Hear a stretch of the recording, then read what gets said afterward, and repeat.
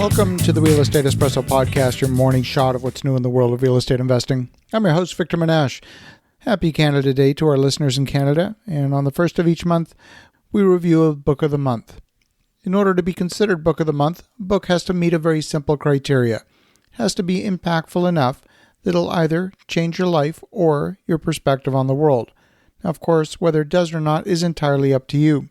If you sit on the sidelines and just comment on how good a book it is, then you're missing the point. The idea is to make this book part of you. And if you do and you live your life on the court, not in the stands, then this book will definitely have a huge impact. The book this month is called The Infinite Game by Simon Sinek. How do we win a game that has no end? Finite games, like football or chess, have known players. They have fixed rules and a clear endpoint. The winners and losers are easily identified. Infinite games, games with no finish line, like business or politics or life itself, have players who come and go. The rules of an infinite game are changeable, while infinite games have no defined endpoint.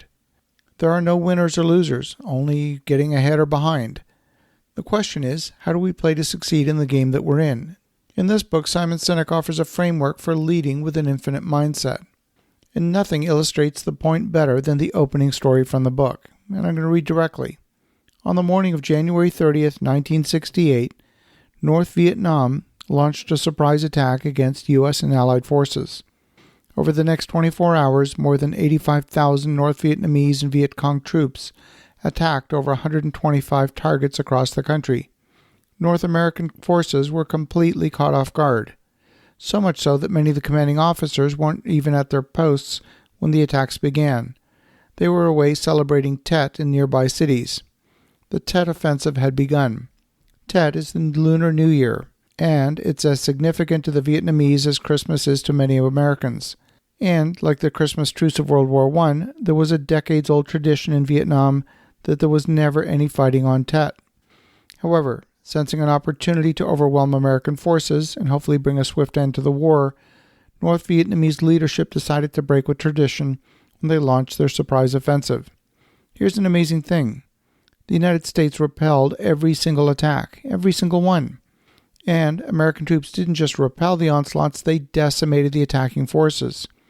After most of the major fighting had come to an end, about a week after the initial attack, America had lost fewer than 1,000 troops. North Vietnam, in stark contrast, lost over 35,000 troops. In the city of Hue, where fighting continued for almost a month, America lost 150 Marines to an estimated 5,000 troops the North Vietnamese lost. A close examination of the Vietnam War as a whole reveals a remarkable picture. America won the vast majority of the battles it fought, and over the course of the 10 years in which U.S. troops were active in Vietnam, America lost 58,000 troops. North Vietnam lost over 3 million people. As a percent of the population, that's the equivalent of America losing 27 million people in 1968. And all this begs the question, how do you win almost every battle, decimate your enemy, and still lose the war? Leaders who embrace an infinite mindset build stronger, more competitive, more innovative, and more inspiring organizations. Ultimately, they're the ones that lead us into the future. Infinite games are played by known and unknown players. There are no exact or agreed-upon rules. There may be conventions or laws that govern how the players conduct themselves, but these are within broad boundaries. The players can operate however they want, and when they choose to break with convention, they can. The manner in which each player chooses to play is entirely up to them, and they can change how they play the game at any time for any reason. Infinite games have infinite time horizons, and because there's no finish line, no practical end to the game, there's no such thing as winning an infinite game. In an infinite game, the primary objective is to keep playing, to perpetuate the game. However, if we listen to the language of many of our leaders today, it's as if they don't know the game in which they're playing. They constantly talk about winning. They obsess about beating the competition. They announce to the world that they're the best. They state that their vision is to be number one, except that in games without finish lines, all of these things are impossible.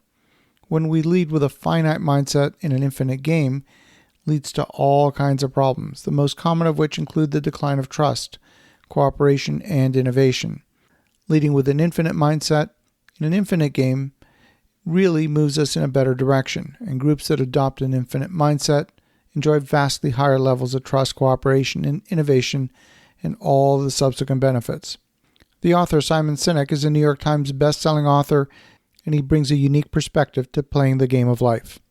As you think about that, definitely go out and get a copy of The Infinite Game. Have an awesome rest of your day. Go make some great things happen. We'll talk to you again tomorrow.